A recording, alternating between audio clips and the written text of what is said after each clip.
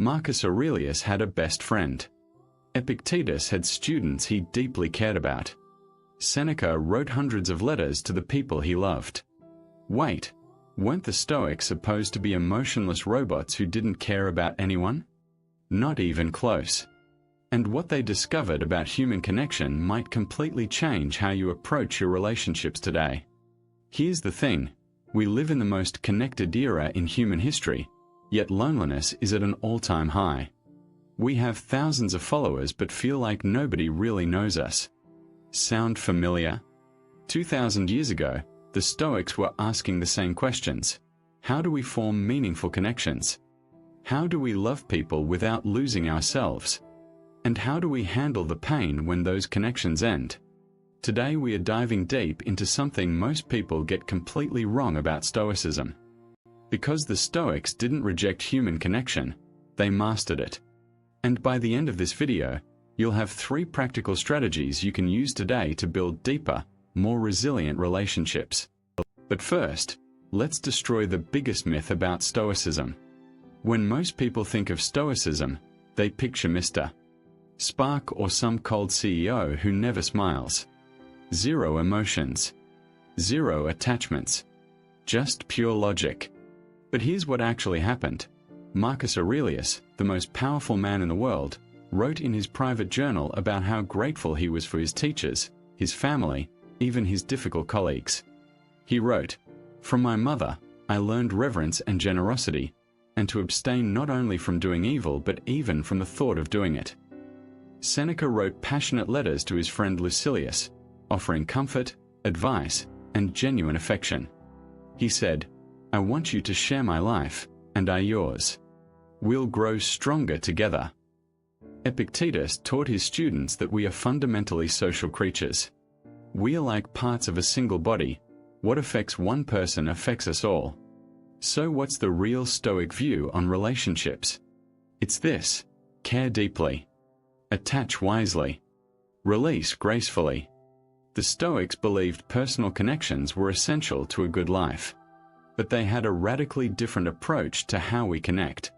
And that's where it gets interesting.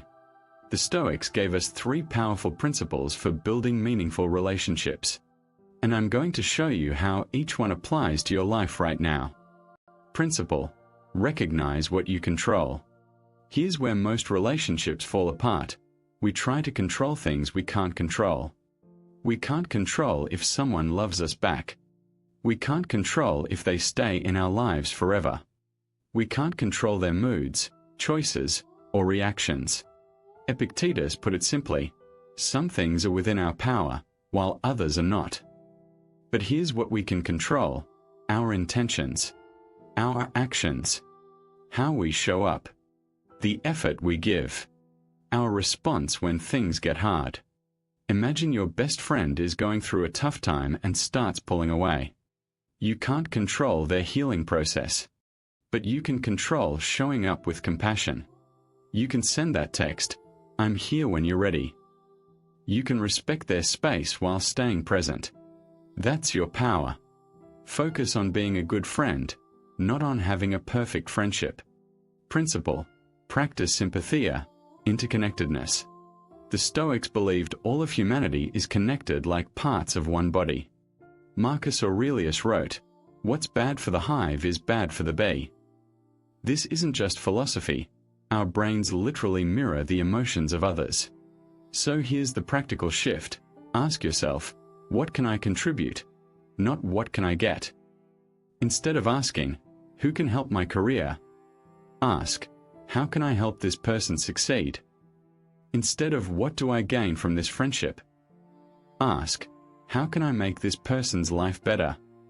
When you shift from transaction to contribution, everything changes.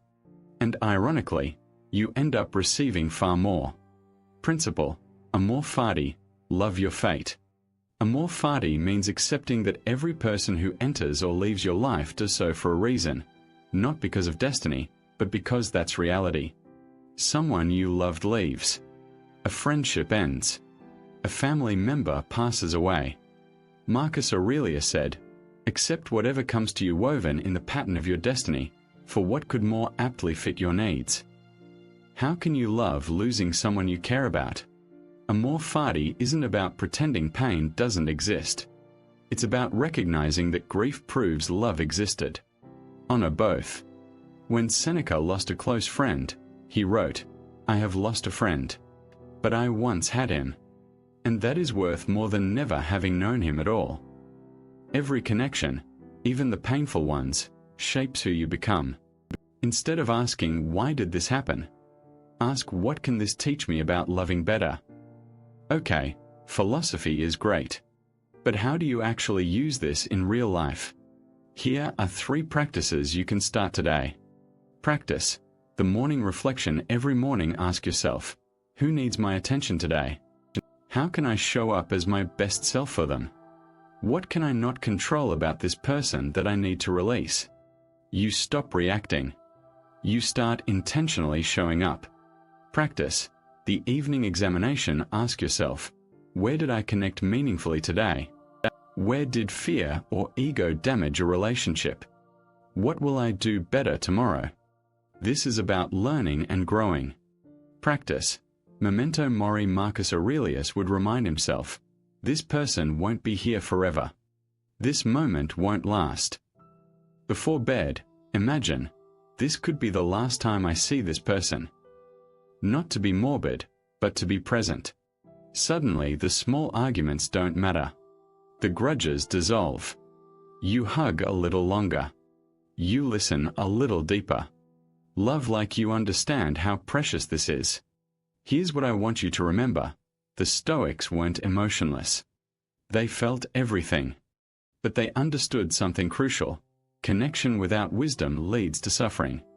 Wisdom without connection leads to emptiness. You need both. Care deeply. Show up fully. Give generously. But release what you can't control. Accept impermanence. Find peace with endings. Because the greatest tragedy isn't loving and losing. It's never loving at all because you're too afraid of the pain. The Stoics teach us to love fiercely, connect courageously, and when loss comes, let it prove that something beautiful existed. So here's my challenge for you. Pick one person in your life. For the next 7 days, practice these Stoic principles with them. Day 1 to 3, focus on what you can control. Day 4 and 5, contribute without expecting anything back. Day 6 and 7, practice memento mori. Drop a comment telling me who you're choosing and why. If this resonated with you, hit that subscribe button. We are diving deep into practical philosophy every week. Until next time, remember, you're not alone. We are all connected. And you have more power to love well than you realize. Now go use it.